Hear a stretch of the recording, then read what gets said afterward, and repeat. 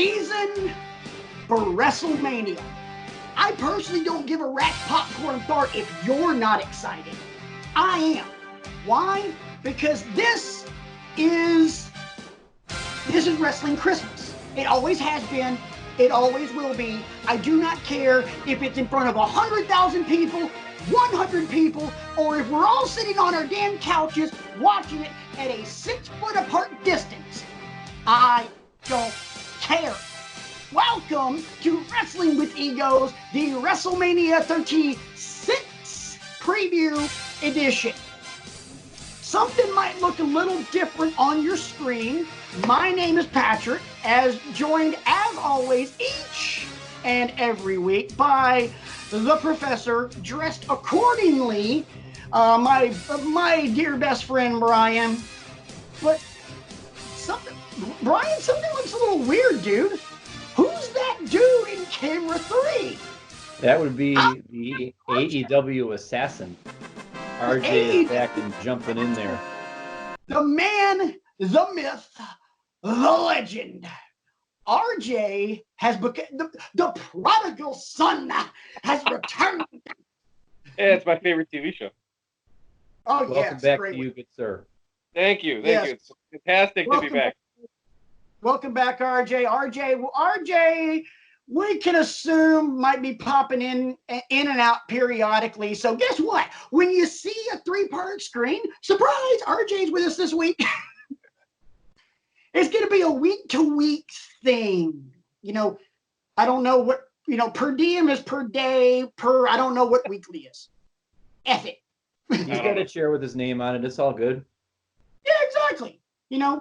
It's kind of like one of those things, we get an hour before we get ready to record the show, I get a phone call.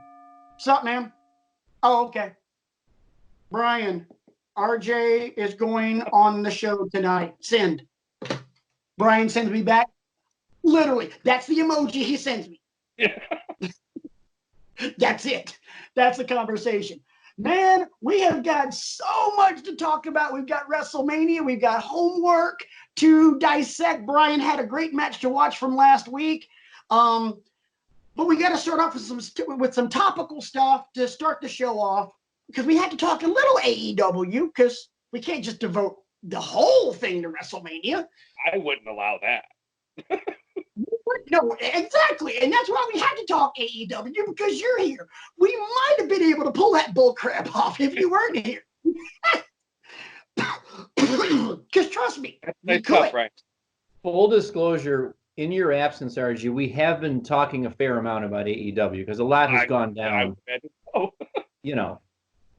Mostly good, by the way. So it has been mostly good. Yeah. Man, not so much. AEW, absolutely. But I wanted to touch on a couple of things, not necessarily matches or storylines or anything else. We'll talk about the TNT Championship Tournament next week. Leading up, eventually, we're going to get to Blood and Guts. Whatever. We'll talk about all that stuff. We'll talk about Moxley and Hager in a couple of weeks. Don't get me wrong. I'm pumped for that one. That's going to be a freaking war, and I'm here for it. We'll talk about the creation of the natural nightmares. I'm down with that. Apparently, I think it's official. The death of the Nightmare Collective. Thank you, God. Yeah. But a couple of things. This past week on AEW Dynamite, we finally saw the debut in the ring of the Murder Hawk, Lance Archer. He took on Marco Stunt. Why? I don't know. There's been a little bit of controversy about that because Archer's a pretty big dude.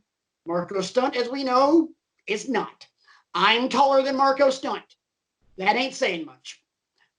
5'7". But Archer, on the apron, choke slams him into the crowd. Keep in mind, the crowd was other wrestlers that were just kind of hanging about. And thank the Lord for Billy Gunn catching him. Oh, God, yes. Which, Billy Gunn probably bench presses Marco Stunt in his sleep. Roids or no roids, I don't care. A lot of people kind of get their feathers ruffled about that one. RJ, you're the one that's always kind of had your fingers on the pulse of AEW. Did you or did you not have an issue with that stunt? No pun intended. No pun intended. I don't know that I necessarily had an issue with it. I was very surprised though when he was the one that came out as Lance Archer's opponent. Don't get me wrong, I didn't expect it to be any high tier guy, but it was just, I don't know. I get where they're coming from, where it's a squash match with using a guy that's actually on your roster to make Lance Archer look like the everybody dies murder hawk monster that he's supposed to look like. But you could have did that with other guys that aren't teeny tiny like Marco. I don't know that I necessarily had a problem with it because it did a good job of showing everybody what Lance Archer is all about and who he is. A guy like Marco Stunt makes moves look fantastic. I mean, he's tiny, but he's really, really good at taking a beating. I feel like, and I there aren't a whole lot of guys that would have done that better than him, but it did feel a little off having a big monster like that debut against somebody who has been called a child on television. Brian, before I get to you, one thing I wanted to point out, and it's actually, as you were talking, it just kind of popped into my head.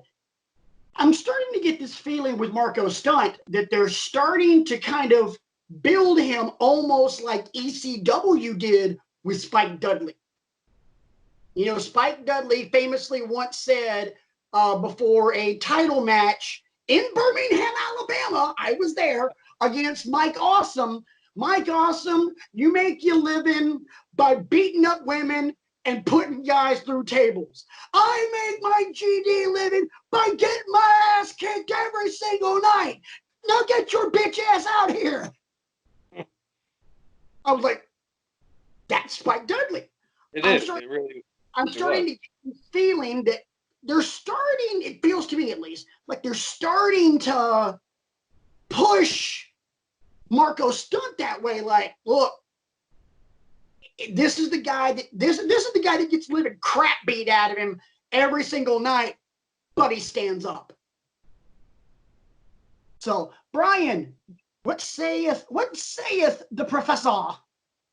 I don't have a problem with it either, and I bet you're shocked to hear me say this.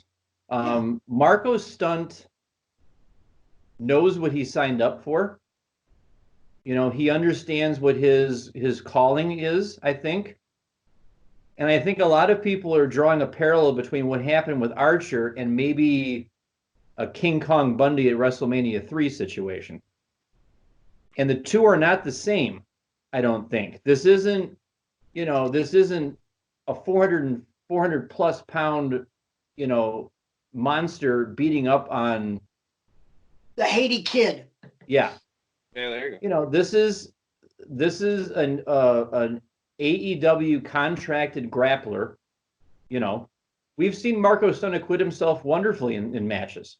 We've seen him shock the world a time or two against a few people. So I think he goes in there knowing what his marching orders are, is to make Lance Archer look unbeatable. Yeah. And I think mission accomplished. You know, there's supposed to be a size disparity here. Obviously, it's supposed to be a power disparity. You're supposed to be fighting from underneath. You know, that's what, as you said, that's what Spike Dudley used to do all the time. Yeah. So I don't really have a problem with it. And this is all part and parcel of building up your entire roster, not just relying on 3 or 4 people. You're not just relying on Kenny and Cody and the Bucks every week. You want to have everybody coming out as a marketable star as best you can. And I've said this before, where AEW is in a very unique position because we're getting to watch them build a roster from the ground up. And, you know, it's not, they're not coming to us with a fully formed roster the way WWE has or WCW had or anything like that. So I have no comparison to draw from. You know, that's why I'm so high on people like Darby Allin and people like oh geez, the other names are escaping me. People like Hangman Page and people that they're peeling back all these layers of the onion every week. I mean, just when you think you've got Darby Allin figured out, he drops Cody after a tag team match, and I didn't see that coming either. I thought, whoa, hold on a minute here. So, do I have a problem with the physicality that Archer showed his son? No, because that's what you expect out of Lance Archer. You take a look at the guy, don't want to run into him in a dark alley. God, no. And dude, he's got Jake Roberts as a mouthpiece. See, I love it. I love it and I hate it, though. Why do you hate it? Because as somebody who followed Lance Archer very closely, as somebody who watches every New Japan show, there aren't any right now, obviously, but as somebody who watches all the New Japan stuff, Lance Archer doesn't need a mouthpiece. I love how good Jake Roberts is. I love seeing Jake Roberts cut promos on television every week. There are very few guys that have the wrestling IQ that Jake Roberts has. With all that said, Lance Archer does not need him. Can I counterpoint you with something? Did CM Punk need Paul Heyman? No. That's a fantastic point. Absolutely not. He absolutely did not. But you know what? It was that much better having Heyman kind of is like the opener for CM Punk. This could only be the beginning where Jake's laying the foundation and then Archer's going to come in right behind him. Right. And that's kind of how I felt, because I've known that Archer doesn't need it. I'm just stoked that Jake's freaking cutting promos. Yeah, that's right. Right, because you people talk about the mythical Mount Rushmore of professional wrestlers, but if you talk about the Mount Rushmore of promo cutters in the history of wrestling, the two undisputed names that go up there are Dusty and Jake. For sure. I mean, good Lord. Jake Roberts cut what's probably my favorite promo ever. And it's the pre-match promo for WrestleMania 6. When he fought the $1 Million Man. Yeah, it was my favorite promo maybe of all time in professional wrestling. It is. Oh. Just drowning in the muck of Erebus. I'm like, dude, you went like, Dante's Inferno, Dante's Divine Comedy on that. I'm like, damn. I love it. Next topic in AEW before we get into, I think Brian might have, we might be getting a little Blues Clues action going on here in a second. So a couple of weeks ago, it was unveiled that Brody Lee, formerly known as Luke Harper, Brody Lee is the Exalted One of the Dark Order.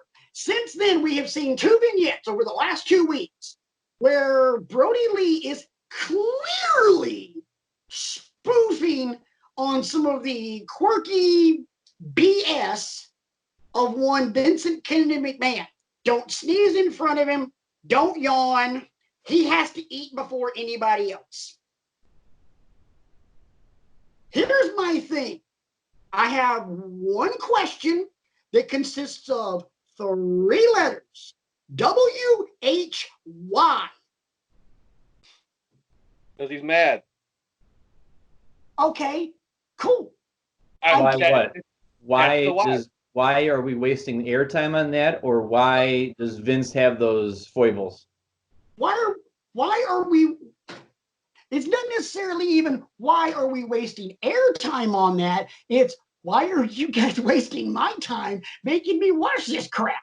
I'm like, because I got to be honest, this is one of the few points in AEW where I can honestly say, let's say the promo lasted 3 minutes. That's 3 minutes of my life I'm not going to get back. I mean, because here's my thing. And I know it's not really an apples to apples comparison here, but just go with me on this. WWE has never had, there's only been one time in WWE's history that they've had to poke fun at the competition. And that's when WCW was kicking their asses, because you had Billionaire Ted, you had the Nacho Man and the Huckster and Scheme Gene and all of that stuff. They spoofed them in. WCW would spoof a bunch of crap that WWE did. ECW spoofed crap that both of them did. All it's proving to me is AEW is freely admitting that they're number two. And I have a problem with that. Not because I don't think they're number two. I clearly do. Maybe even three if you want to separate NXT. Maybe. But my thing is, if you're wanting to be different, if you're wanting, which Cody has said that ad nauseum, we want to be an alternative. We want to be different. Stop comparing yourself to your competition. This is not Coke and Pepsi. This is water and body armor. You know, it's like that line out of Pulp Fiction. This ain't the same league. This ain't even the same freaking sport. I think that it's less AEW and more Brody Lee. AEW is very open with the fact that they allow their roster to be creative.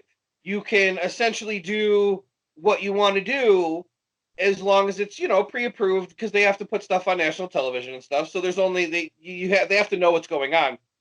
But I think this is way more Brody Lee trying to stick it to Vince rather than AEW, and they're just allowing it to happen for as long as it's going to happen for. There's one part that people don't even really talk about, and that's when the night he debuted, he took a shot at Vince McMahon that tons of people didn't even notice, when he said, "Christopher Daniels, you're not the first out-of-touch old man to not believe in me." So, like, he's taking shots at Vince because the out-of-touch old man didn't believe in me. Now, and I think it's more him himself than it is the company. All right. Now, here's my thing. Well, actually, right. I would argue, too, that it keep coming back to this, but current situation being what it is, the vignettes are actually a pretty smart way to establish the character without necessarily being in contact with anybody, because so far it's just been, him sitting at a table eating a steak, him, by himself doing things and that sort of thing. Big ups to you for the big papa pump when you coughed just now. So I would say, it's a time for experimentation for everybody. Let's see what works here, because we're not going to trot you out every week in a match in front of 17,000 people, at the, CSU or at the Wolstein Center in downtown Cleveland. So they can probably get away with it. Will it grow tiresome eventually? Yes. Eventually we're going to have to see you in the ring with somebody, or see you turn your ire towards an AEW opponent, Here's my thing, and we'll leave it with this, and then we'll move on to our next topics, getting ready to dive into all things WrestleMania. It's one thing to have a beef and vent that frustration at Vince McMahon, like, Christopher Daniels, you're not the first out-of-touch old man to not believe in me. That's venom. And venom gets over in professional wrestling. These vignettes, how dare you cough in front of me? How dare you yawn in front of me? That's hokey 1993 WCW crap.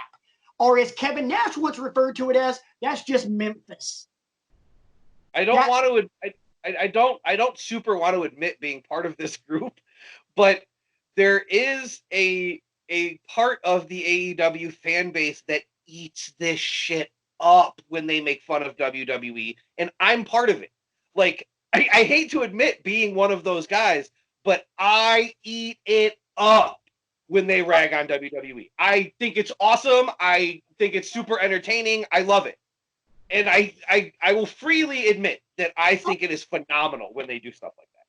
Cool. I mean, and I have no problem with one company taking a shot at the other. Just make it good. And and personally, I haven't thought that either one of those two vignettes were even decent. I thought they both sucked ass. I mean, my opinion versus your opinion. Hey, today we agree to disagree. Absolutely. God, America, I miss having you on this damn show, RJ. Because you know what? Brian and I agree on too much shit. And then it's just like, ah! Hey, guys. I'm gonna slide this in real fast. SmackDown just ended, and they didn't write Roman off TV. Really? Really? Are they saving it for Mania? I don't know, but man, that's weird. Anyway, wow. They did nothing. They didn't address it. Neither one of those two guys was even on the show. Guys, foreshadowing alert. So, Brian, we just got a letter. Perfect time to remind everybody out there in Wrestling with Egos Land that we encourage you to get in touch with us and join the conversation. There's lots of ways you can do that. The three of us can be reached on the Twitter machine. RJ is at RJEman with 2 N's at the end. The Reverend of the Rant is over there at Rant Mode On, apropos. And your boy can be reached at bcrigo15 on Twitter. And we want to take this opportunity to thank friend of show, Isaac. I see you, big man. He not only emailed, but he also tweeted at us. He emailed us at wrestlingwithegos@gmail.com, and then he tweeted at us, if that wasn't enough, asking us a couple of questions, which we will get the WrestleMania portion of the program with an MME at the end started with. His first question was, what is your general feeling about WrestleMania happening given the current situation?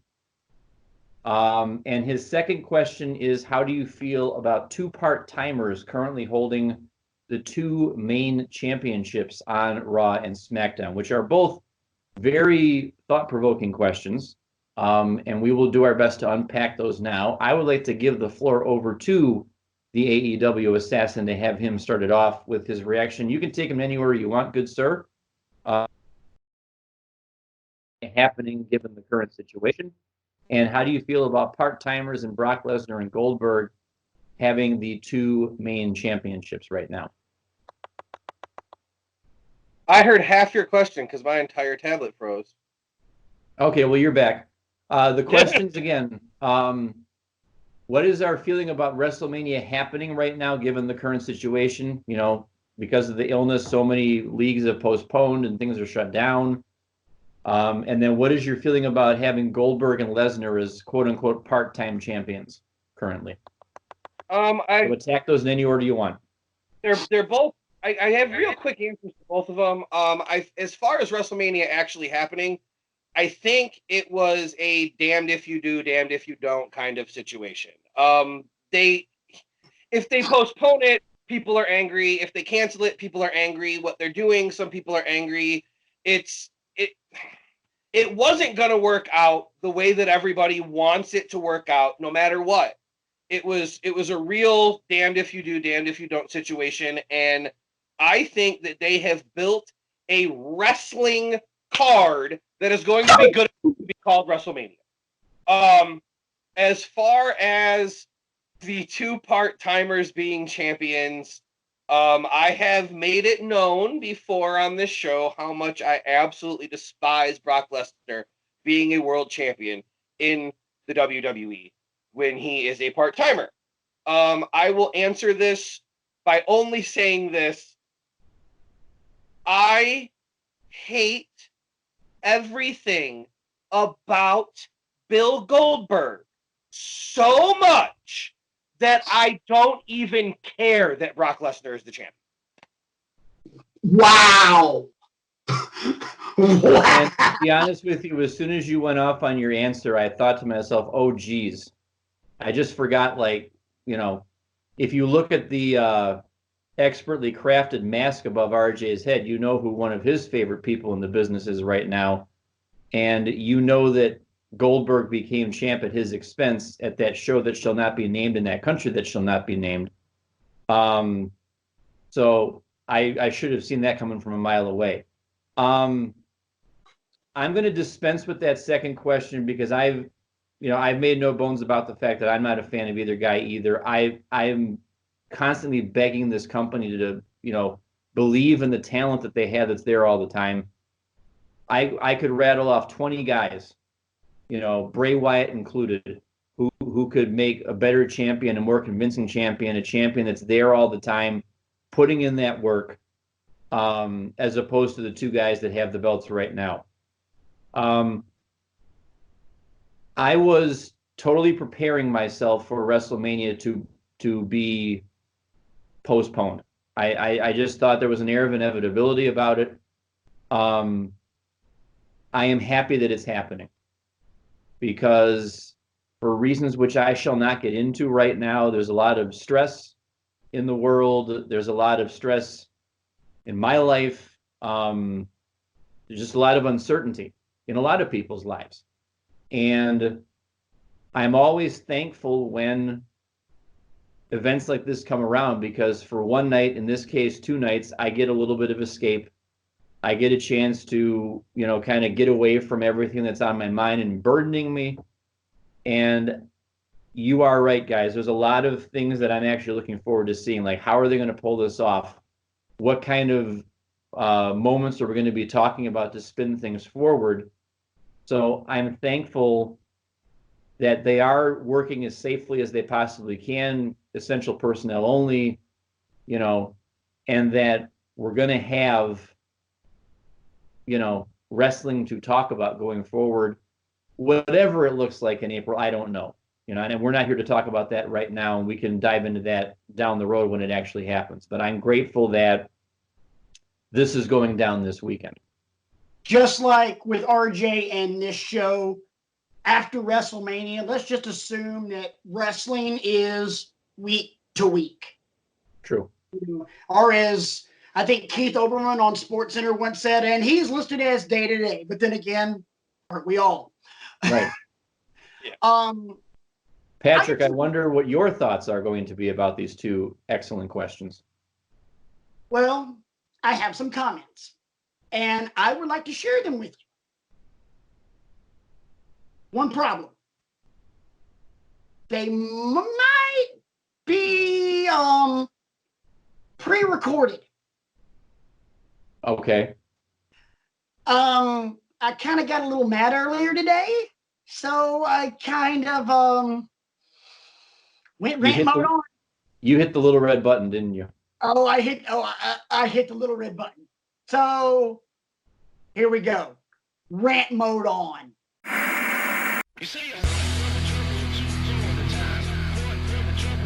All right, boys and girls, so it's real simple. So many people in this world right now are griping and complaining about WrestleMania's festivities and how it's 2 days and how there's no crowd. Here's what I got a problem with, and as I said it on the show, rant mode on! All right, so Johnny Drama and Jenny Drama over here are talking about, oh, WrestleMania should be canceled. WrestleMania should be postponed. Really? All right, number one, if we cancel it, well, actually, no.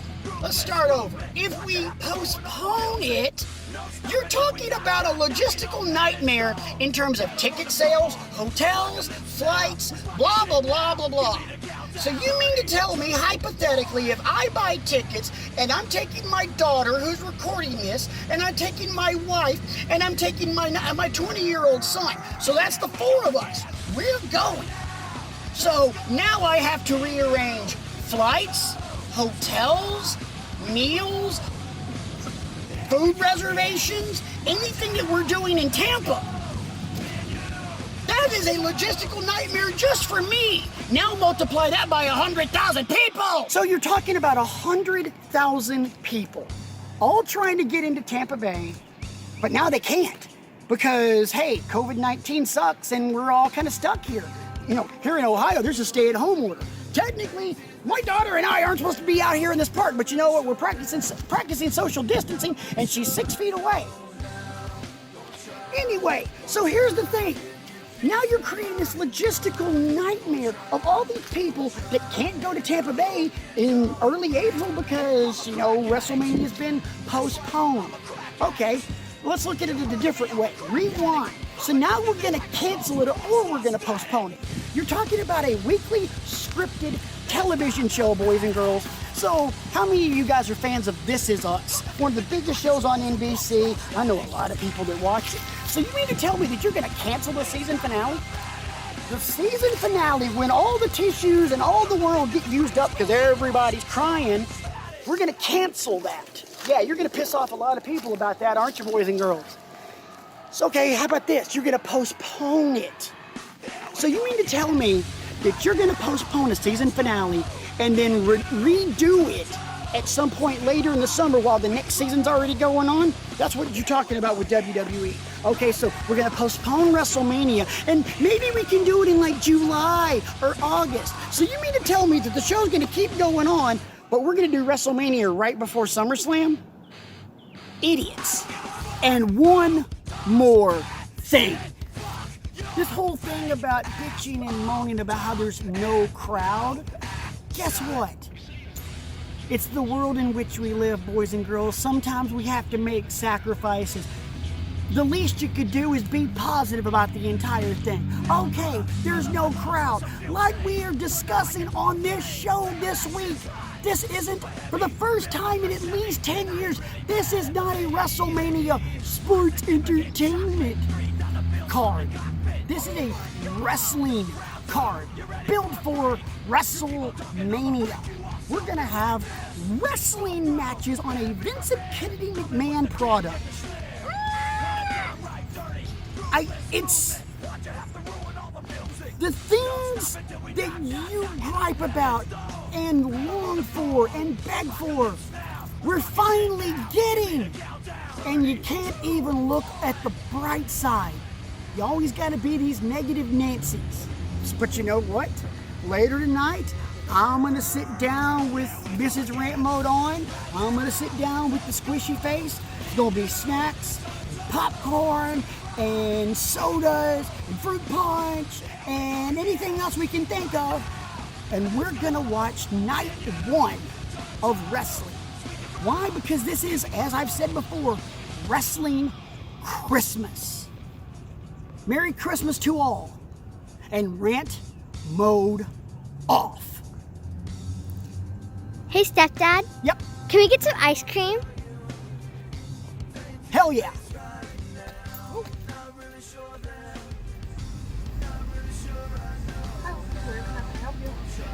Yeah, can I get a medium caramel sundae?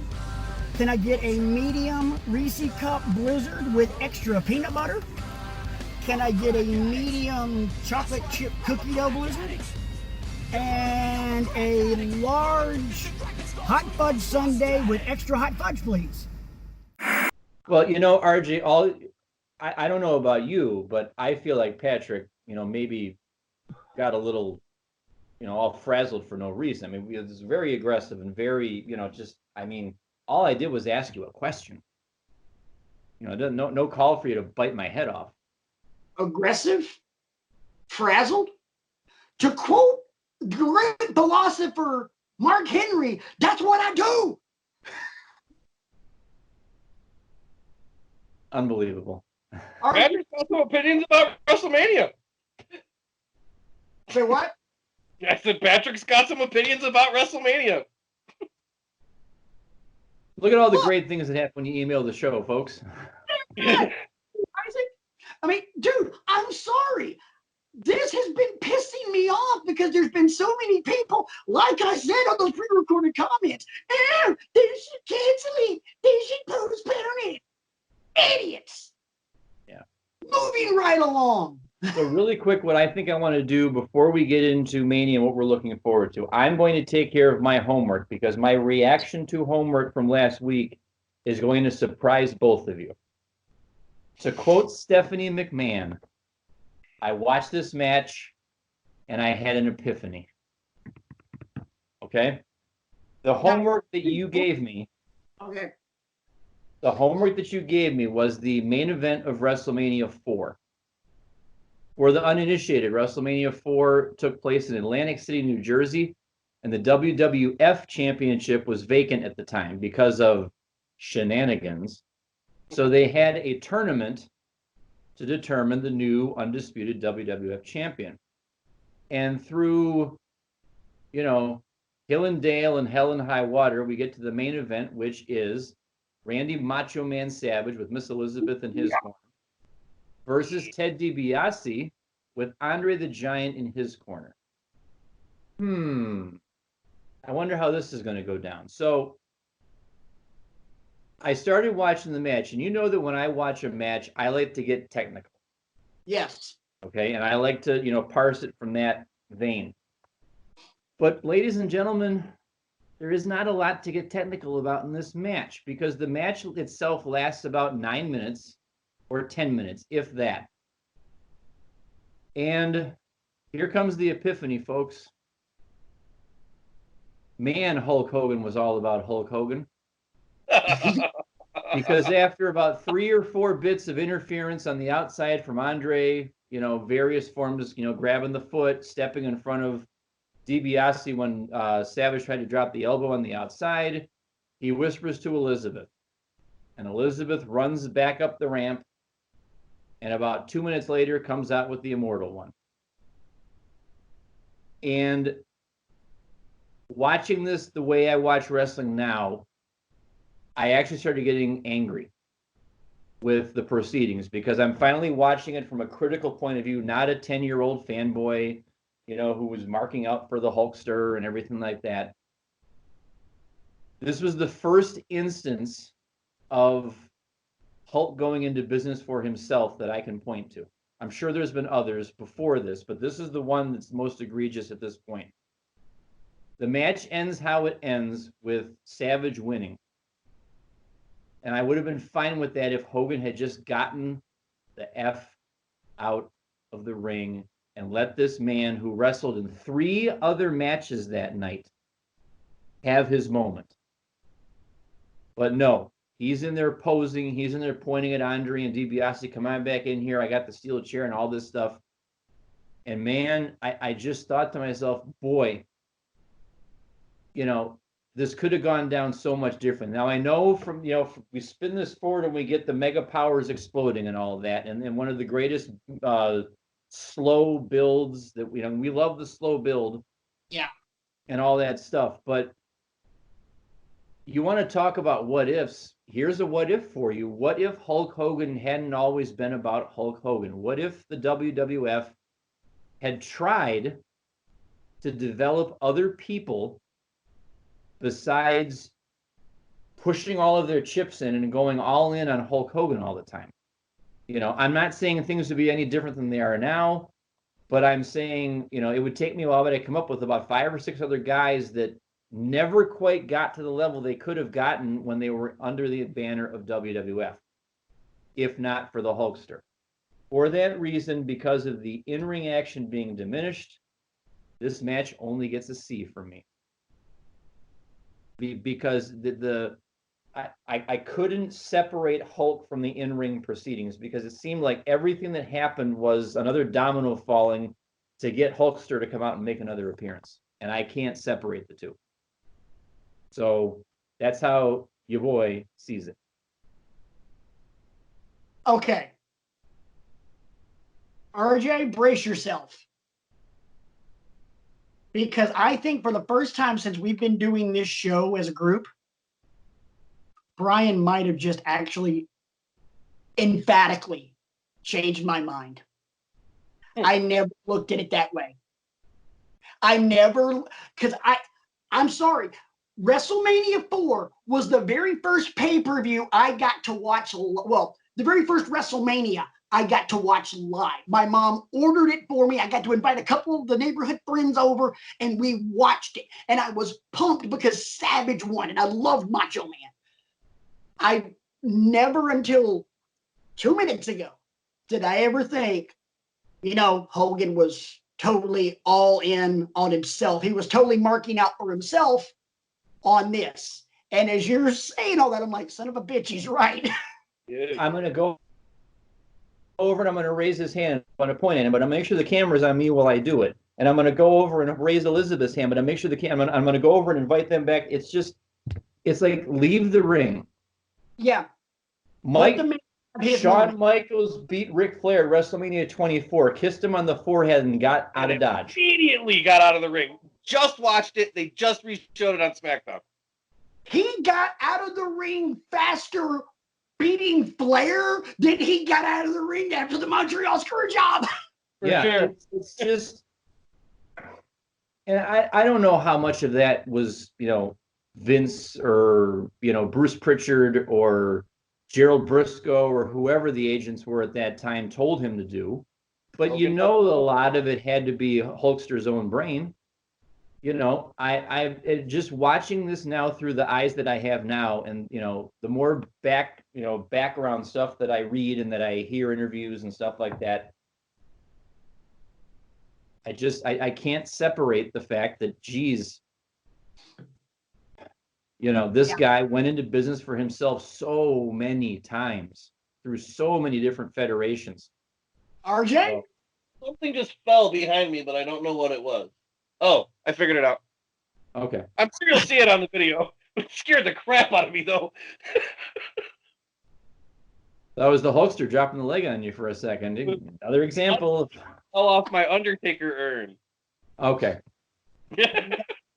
So, go ahead. And the class will be happy to note that because of the fact that it is WrestleMania weekend, we are suspending homework for the weekend. Your only homework, please, WrestleMania. Get it on. The network is free for new subscribers. If you already have the network, dial it up. It's over 2 nights again because it's too big for one night. I sound like I work for WWE now. It'll air tomorrow night at 7, and it will air Sunday night at 7. With an hour per show both nights, I think. Can I tell you something? Yes. Yeah. I was talking to my family that I live with back in January when they decided that Wrestle Kingdom was going to be 2 nights. And I told my wife, WWE better frickin' not make WrestleMania 2 nights just because Wrestle Kingdom was 2 nights.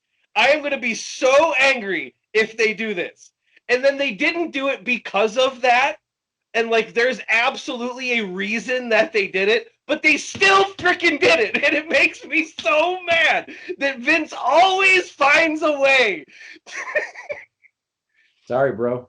Hey, at least you admit that, there's a logical reason. I know why they did it, and I'm going to enjoy having Saturday night and Sunday night to watch WrestleMania. But man, that was supposed to be a Wrestle Kingdom thing. Well, let's go ahead and dive into this because I gotta be honest. On paper, this looks like a beefy ass card. I mean, we're talking prime rib. I am here for this. So entire card, because let's be honest, we do not know what's on Saturday and what's on Sunday. So let's look at the entire card. One match. What's the one match you're looking forward to? RJ. Edge and Randy Orton. Thank you. Edge is one. There was a time in my life where Edge was my favorite wrestler. There was a time in my life where Randy Orton was my favorite wrestler. During the times that Randy Orton, Edge's promo on Raw was unreal good. And it hit the nail right on the head with Randy Orton is one of the best of all time when Randy Orton feels like being one of the best of all time. And I feel like we are going to have a Randy Orton that is 100% completely trying to convince everybody this is still WrestleMania. Watch what we can do. And then on the other side, we're going to have Edge, who, I mean, is going to want this to be the best match he's ever had, who coming back from a 9-year layoff, it's going to be unbelievable. I don't think that any match on this show is going to touch these two old guys. I think it's gonna blow everything else out of the water. I agree with you, and Brian, I'll be short on this, and I'll let you have it. We always talk each and every year. Brian and I did this last year on the preview show. There's always one match every year that you can look at the card and go, yep, that's going to be the one that steals the show. Hang on to your asses, boys and girls. This one's it. What are you looking for, Brian? You talk. I'm going to surprise you all a little bit, because when you say, what are you looking forward to? I don't want to be in lockstep with everybody else. I am looking forward to Edge and Randy Orton very much, because I want to see what they can do. But there's another match that came together with not quite the same build as Edge and Orton has come together with, but it's still going to be some fantastic wrestling, which, let's face it, that's why we're tuning in here, boys and girls, is to see some fantastic wrestling. And that would be the Intercontinental Championship match between Sami Zayn and Daniel Bryan. I'm looking forward to seeing what those two can do, given the fact that we're just coming off Elimination Chamber, where Drew Gulak and Daniel Bryan had an instant classic, I think. I want to see what the two of them can do. This 2-night format allows matches to have some room to breathe, so I will give them props for that. It'd be different if we were all getting together at the homestead at 5 p.m. and watching a parade of 4-minute matches with musical guest Avenged Sevenfold. But hey, that would be badass. It would be. Be a hell of a lot better than Pitbull every damn year. Well, that's true. But what I'm saying is the theme for WrestleMania 33 Pitbull song was amazing. I listened to that song before Patrick gets 2 Rant Mode Ons in one show. I'm really looking forward to Daniel Bryan versus Sami Zayn for just that reason. Put your glasses back on, homie. The other one that I'm looking forward to, because I think the plan still is for the Reverend of the Rant and the Intellectual Savior of the Wrestling matches to do a watch along with this one and post it for bonus content, is The Fiend versus John Cena in the Firefly Funhouse match. Make sure you catch this segment they did on SmackDown. I caught it out of the corner of my eye while we were doing this. I didn't hear any of it, but it looked really awesome. Yeah, I'm going to cue it up before I turn in for the night. As will I. I'll probably cue it up as I'm editing this. Real quick on that one, I have heard that, obviously haven't read any spoilers, but I did read something where apparently they shot the Firefly, the Funhouse match, almost like it was a damn horror flick. I hope they did. Apparently, from what I've read, people are saying, like, no, this is some of the best pre-recorded stuff ever done in the history of wrestling. So I'm hoping it pays off, because the build to The Fiend and Cena has been just straight up gangster. Yeah. It makes perfect sense because you play off of WrestleMania 30.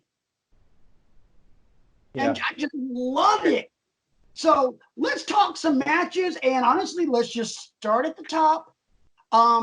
Gun to the head, boys. Which championship match would you rather watch? And I think this is an easy answer. Would you rather watch Strowman and Goldberg, or would you rather watch McIntyre and Lesnar? I'll go first. This one, it's obviously McIntyre and Lesnar, because if this goes down like I think it's going to go down, back in January at the Royal Rumble, I pushed all my chips into the center of the table in the TL Hopper Cup quiz. Drew McIntyre doing, being the one to eliminate Lesnar and winning the whole thing. And when it actually went down that way, despite Lesnar having the most eliminations of anybody, I was thrilled to pieces, and it was a case of giving my points. But McIntyre has really busted his hump to get to this position. We've talked about how he freely admitted that he wasn't in the right frame of mind when he was in the WWE the first time around, and he went back to square one pretty much, and then he came to NXT, did well there, got called up, and took some time to find his footing, but he's looked very credible. He's looked very hungry, and I think it's a long time coming. Yeah. RJ, how about you? Because I'm in lockstep with Brian. I really want to see how they do McIntyre and Lesnar. I gotta be honest. I don't give a rat's ass about Goldberg and Strowman. I think that Brock Lesnar is a much better professional wrestler than a lot of people give him credit for. I expect Brock Lesnar and Drew McIntyre to tear the freaking house down. Drew McIntyre is one of the most underrated. They're both, actually, in my opinion, two of the most underrated professional wrestlers in the world right now. And is there a Universal Championship match on WrestleMania? Yeah, it's Goldberg and Strowman. Like I said, is there a Universal Championship match on WrestleMania? No, not really. I will never be excited about anything that has Bill Goldberg in it ever in my life. Bill Goldberg is Sandman levels of horrible to me. I think that he can do two professional wrestling moves, and one of them he doesn't do well. One of them he doesn't do well? Well, the spear is really hard to mess up. And yet here we are. Right. But like I'm embarrassed to say that I've seen it, but I have. He beat the Fiend with a freaking suplex. Yeah. I'm going to change the topic before RJ goes all apoplectic on us. I'm going to give you another match, and you tell me who you want to win this one and why. The Raw Women's Championship match, which I think has got a really good shot of being the main event Saturday. Shayna Baszler and Becky Lynch. Patrick, what say you? It's going to be Shayna. Because like Brian, you and I discussed this several weeks ago. My opinion, this entire year of Becky being the champ and the growth and the development of the man, at this point, again, the side plates on the left arm of the jacket. I talked about that several weeks ago. You need something bigger, scarier, nastier to be the challenge 1 year later. You can't do anybody else on the women's roster because, number one, Charlotte's fighting Rhea. Number two, there's nobody else. It's got to be Shayna Baszler. Shayna's got to go over. And I would not be surprised if, one, we see an appearance from Duke and Shafir, and two, if we see an appearance from Ronda Rousey. I would almost guarantee Rousey will be there. I'm almost positive. I don't know how she could not be. They've mentioned her too much. Right. Exactly. Because here's the thing. Professional wrestling does not mention anyone unless they're trying to create relevancy. For sure. They want to make you remember. Right. The line, Bane had this line in The Dark Knight Rises. Speak of the devil and he shall appear. For sure. You invoke the name Ronda Rousey, you get Ronda Rousey. John Cena, a couple years at WrestleMania, invoked the name of The Undertaker and got his ever-loving ass beat by The Undertaker. Shout out to Teddy Long. Yep. Very nice. I have Becky right here over my shoulder. I have the man right here. With that being said, Shayna Baszler is my second favorite women's wrestler on planet Earth right now, and I hope that she absolutely destroys Becky Lynch. Who's your favorite? Rhea Ripley. Yeah. Rhea's has become so damn good. Oh, she's so good. Brian, I'd say Shayna should win here because it feels like, with the few exceptions, Becky's been coasting for most of this year.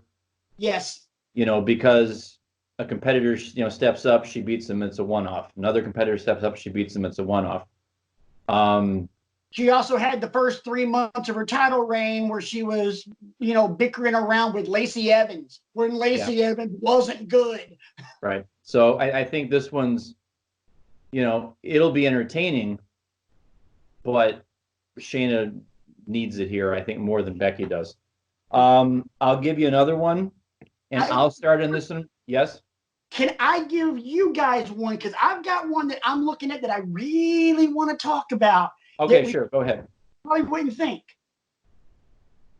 How, if you're booking it, how does Bobby Lashley, Aleister Black end? I have a theory, and not an Austin theory. I have an actual theory. Oh boy. If you'd like, I can deliver my theory, and you guys can piggyback off that. No, I'll go first because it's pretty straightforward. I mean, it's about time for the parade of Aleister Black squash matches to end. So I think you let because Lashley's got a little bit of cachet still. I'm not gonna say it's a squash match, but they should, go, lock up all that stuff because Lashley's a big old boy. We get that. But after I would say about 6 minutes, Black Mass done. And now it's the first. Correct me if I'm wrong, but it's the first person of consequence, shall we say, that Black is beaten on the main roster. Yes, it's been enhancement talent for all the for much of this. For the most part. RJ. I will start this by saying that if I'm booking the end of this match, the match never starts. But if I am booking a show where this match is on the card, does anybody remember Sheamus and Daniel Bryan? That's how I book it. The match lasts 10 seconds. All right. I'm piggyback. I'm going to take points that you both made. Lashley's cachet, I would like to mention. Because I feel like Lashley still has a bit of cachet left, and it means something if Aleister Black beats him in 10 seconds. That's why I do. That's exactly the point that I was going to make. Because I honestly feel like, because this match has no build. This match has nothing to it. It's Aleister Black and his cavalcade of black masses to the revolving door of jobbers, and Bobby Lashley, who is still a name in wrestling. He's a big dude. He's massive. He's intimidating. He's a former world champion, a former intercontinental champion, blah, blah, blah, blah, blah.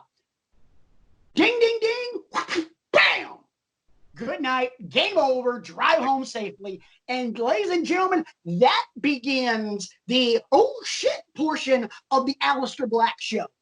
Because if he kicks Bobby Lashley's head in the next freaking week, if he kicks Bobby Lashley's head so far into the future that his head has nothing to worry about in terms of COVID-19, then what we have here is the beginning of the real push. Kind of like a Goldberg thing when Goldberg was actually kind of cool. The beginning of that streak, just like, oh crap, if he did that to Lashley, oh my God, what's he gonna do next? Then you just start lining them up. You feed him Titus, you feed him Slater, you feed him, put him in a damn feud with Seth Rollins and let him start clipping AOP and clipping Buddy Murphy. Yeah, that'd be You cool. explain it like that, it makes sense. You start building him up, and depending on how the fans grab it, and I honestly think the fans would grab the ever-loving hell out of it, if you do it right, then that dude has all the momentum rolling into January for the next Rumble, and he black masses somebody clean over the top rope to win the damn thing. And now you have Alistair and Roman, Alistair and Drew, Alistair and Seth. Oh my God, Alistair and Seth Rollins. You said that a minute ago, and that, oh man. 6 words. 6 words. Shut up and take my money. So I could see. Oh my gosh, a feud between the Messiah and Aleister Black would be phenomenal. it would be euphoric in the world of professional wrestling. Please give me that. Brian, what was the match you were going to throw out? I'm going to throw it out for vanity reasons. And you know that you know how fiercely protective I am of my guys, and you know how I want to see my guys, get the rub, right? Right. One of my guys is nowhere to be found on this card for various reasons. Suspended. Yeah. If he were going to make an appearance, the logical place for him to make that appearance somehow would be the Kevin Owens Seth Rollins match. I haven't seen any spoilers either, but I've been reading lots of theories from various places. If Samoa Joe were going to make an appearance, this is where he would do it. And unfortunately, it would be at the expense of Kevin Owens. Because Samoa Joe is at his best when he's a heel, obviously. He's been playing that tweener role, and I don't know how well it suits him. So for selfish reasons, how do you think that one's going to go down? To be honest, Seth Rollins is so freaking hateable right now. You can't give the win to KO. I personally think Seth is giving WWE fans the best promos of anybody on the roster not named Adam Copeland.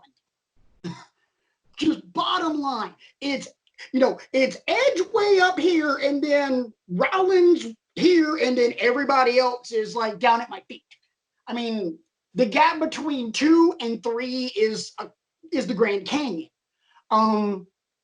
This Monday Night Messiah gimmick. At first, I'm like, oh my God, this is stupid.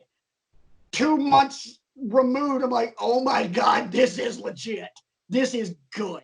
I love it. And again, my philosophy on a heel, if I will pay my money to see you get your ass whipped, you're doing a fine job. And guess what? Seth Rollins is doing an exemplary job. Kevin Owens cannot win this match. Either by hook or by crook. He cannot win this match. Seth is too hot.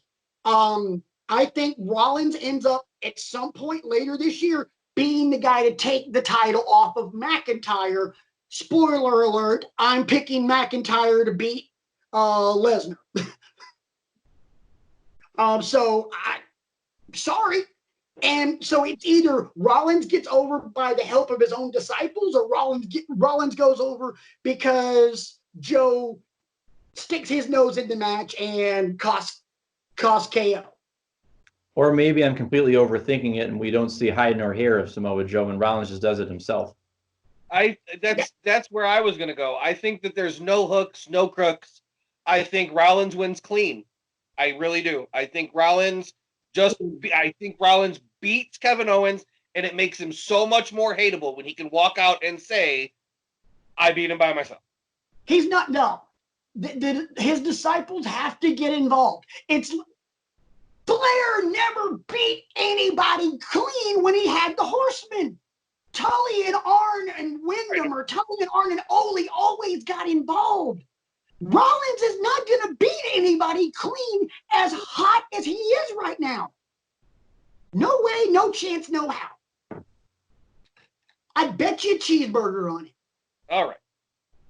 Cheeseburger. clean. Keep it.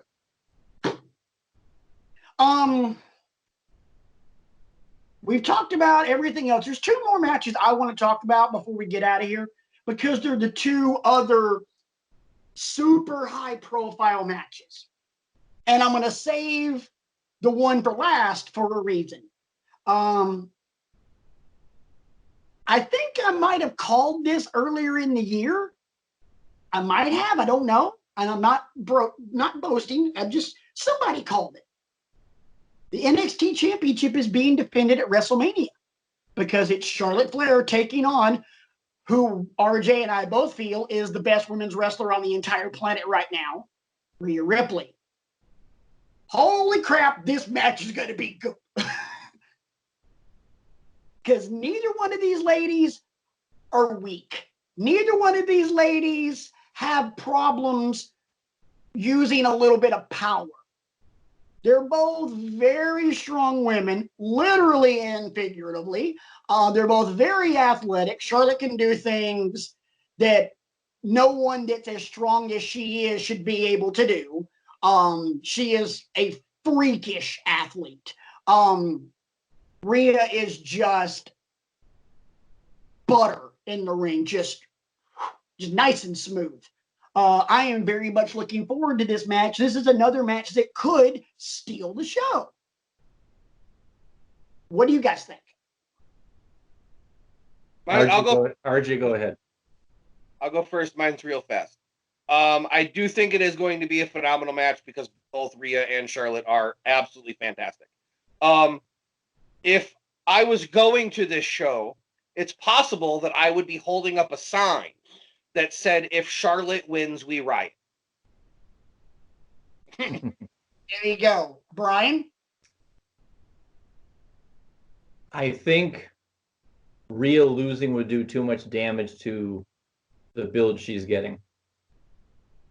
And as interesting it is to see Charlotte back, in an NXT vein, I think Rhea has to win here. I think Charlotte winning would send a mixed message. It's saying, maybe we don't trust Rhea the way you all thought we did or anything like that. And I think Rhea's been acquitted herself more than well as champion, So yeah, I think Rhea needs to win. I agree. And for me, it's not necessarily Charlotte winning doing damage to Rhea. I think it's Rhea beating Charlotte elevates her to a level that they haven't been able to do with a female talent in NXT ever. Why? Because the minute somebody gets to right here where you can, almost out of frame, when they get right here, Vince, whoop, yeah. It's like Toy Story. Golden Hurricane has been watching all the Toy Stories on Disney Plus as of late. So yeah, the claw. Yeah, but I'm in that world too. Yeah, Bailey, Sasha, Charlotte, the list goes on and on. But now that Raw and Smack, now that there's 3 main brands in WWE, they've got to create their top female star, and that's going to be Rhea. And then fast forward to next week on NXT when we have that ladder match. I'm calling it right now. It's Dakota Kai. It'll be Dakota and Ripley for the title, because Dakota as a heel, especially with Raquel Gonzalez as her heater, she's picking up some steam. I like it. We have some breaking news into the Wrestling with Egos news desk. Dakota Kai's cute. Yeah, I'm kind of. I'm kind of on Dakota. Give me Tegan. I know. Give me Tegan.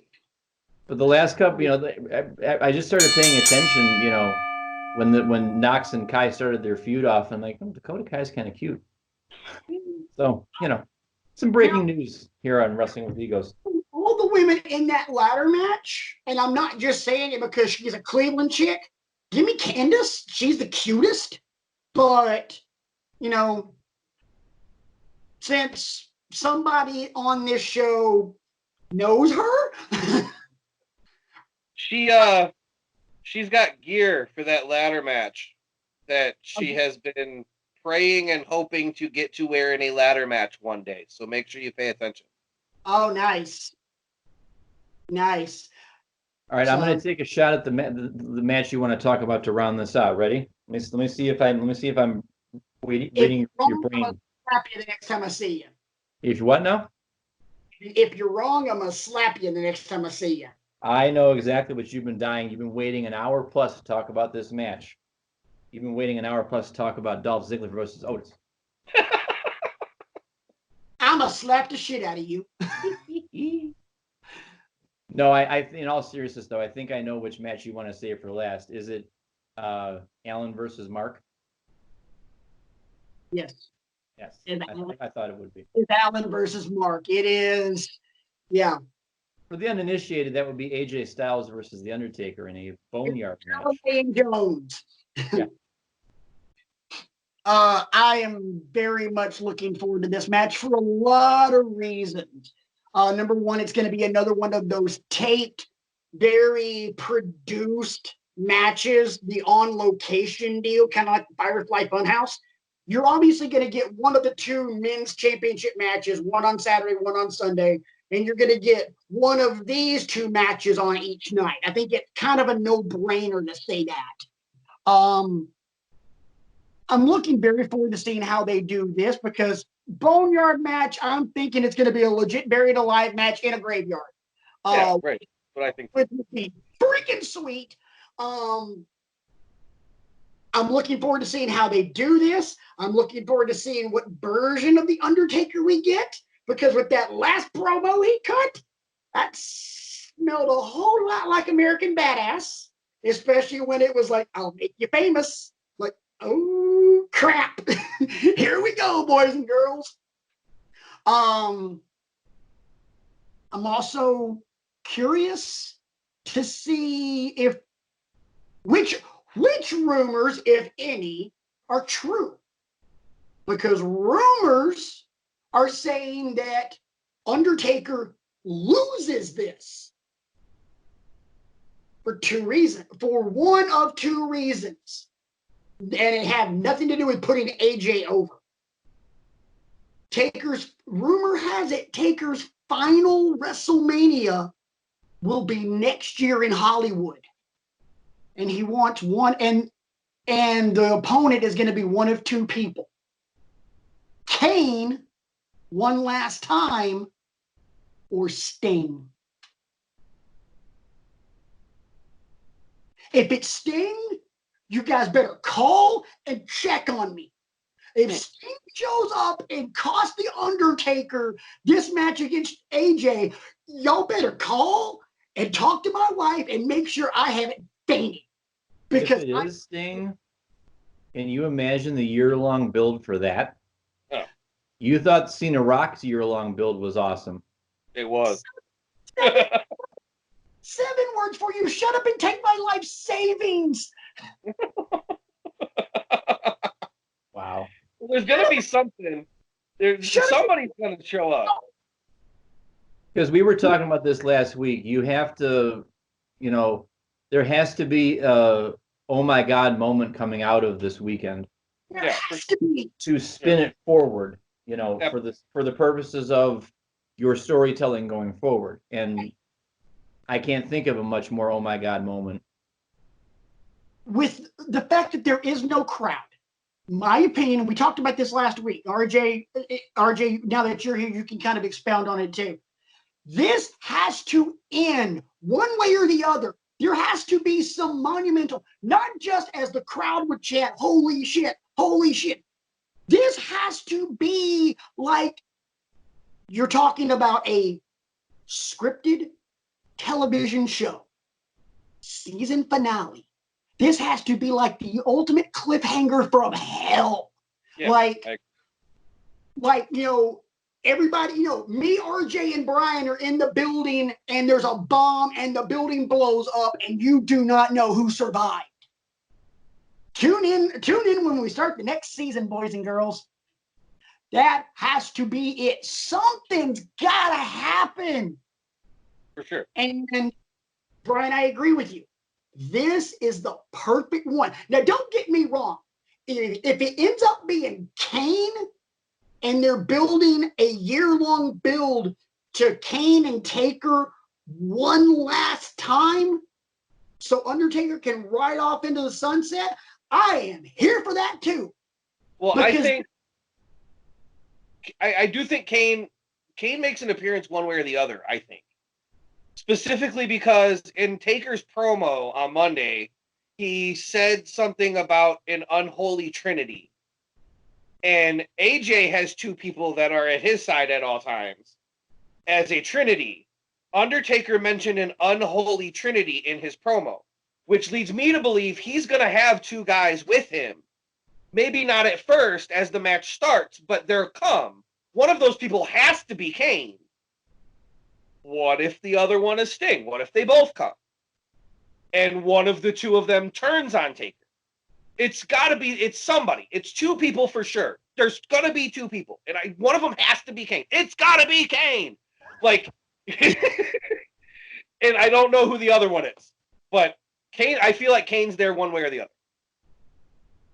Like I said, if Sting shows up at Mania during this match, just text. Make sure I'm alive. This is, hey, RJ, sorry to rip a Band-Aid off of a wound, but this is like the Auburn, Georgia game with the Hail Mary at Jordan-Hare 2 weeks before the kick six, because this never gets old. Somebody better call and check on me. That's just all there is to it, because Brian saw me firsthand mark out when Sting showed up at Survivor Series. If this happens, I'm going to lose my damn mind. That's the worst tip pass in the history of football, by the way. Say what? The worst tipped pass in the history of football, by the way. Oh, absolutely. Nick Marshall was an absolute moron for throwing into triple coverage. I'm over here screaming, "What did you do?" Yeah, anyway. Yeah. Hey, did you notice that on AEW, did you notice Pharaoh was wearing a Georgia bandana? Yes, it did. Yes, it did. So did I. Rant Mode On saw Pharaoh for the very first time when we watched Dynamite earlier this week. She was like, "Oh!" Yep. Hey, we've seen that version of Pharaoh before. This is my favorite. He had his own sound effects. Yes, he did. One of this show's proudest creations. It was fun to do. So, show of hands if you are actually, no, not show of hands. Show of numbers. On a scale of 1 to 10, how excited for this WrestleMania are you? RJ. 7. I'm going to go 9. 7. I'm going to go 9. Brian's at a 10. And you know what? Good. I'm glad. I'm excited for it. I'm excited for it. And so let's cue the music. Let's cue the music. Bring in some Ace 500, and let's wrap this bad boy up. Yes, it is Soul Train by our boy Ace 500. Our exit music. Please be sure to go check out Ace's SoundCloud. Such good stuff off the Chef Goo project. And as always, big shout out to our boy Ace 500 for letting us use this as our exit music here on Wrestling with Egos. I'm knocking crap off my desk. As always, feel free to hit us up on any of the social medias, as you've seen under us already. WrestlingWithEgos@gmail.com is the email address. Don't forget to check out the Google repository with all of our past episodes at bit.ly/withegos.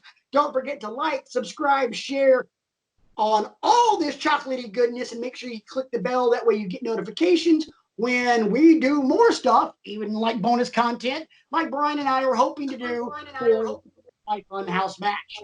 Before we get out of here, gentlemen, any final thoughts? Brian, I'll start with you. It's like we said, it's Wrestling Christmas. Watch WrestleMania. And thank you for watching. Thank you for watching. RJ, what are the chances we see you next week? Pretty good. I mean, pretty good. We have a decent internet connection now, and I found my tablet, and I'm quarantined in my house, so and I don't have to work in the morning tomorrow or next week or whenever. So, yeah, I'm not essential. State of Ohio is pretty much on lockdown, and pretty much casinos are not considered essential for some reason. And I keep bitching about this. Apparently, beer and wine distribution is. Yep. It's. I think it speaks volumes that Ohio closed schools and not liquor stores. Wow, it feels like I'm living in Alabama all over again. Actually, that would never happen because Alabama's too morally up their own books. Anyway, moving right along. For RJ, for Brian, for everybody else involved with the show, this has been Wrestling with Egos, the WrestleMania 36 preview edition. My name's Patrick.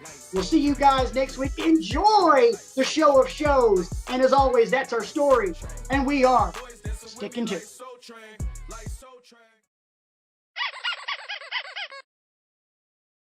Another satisfied customer. Hi, can I help you? Yeah, can I get a medium caramel sundae? Can I get a medium Reese Cup Blizzard with extra peanut butter? Can I get a medium chocolate chip cookie dough blizzard? And a large hot fudge sundae with extra hot fudge, please.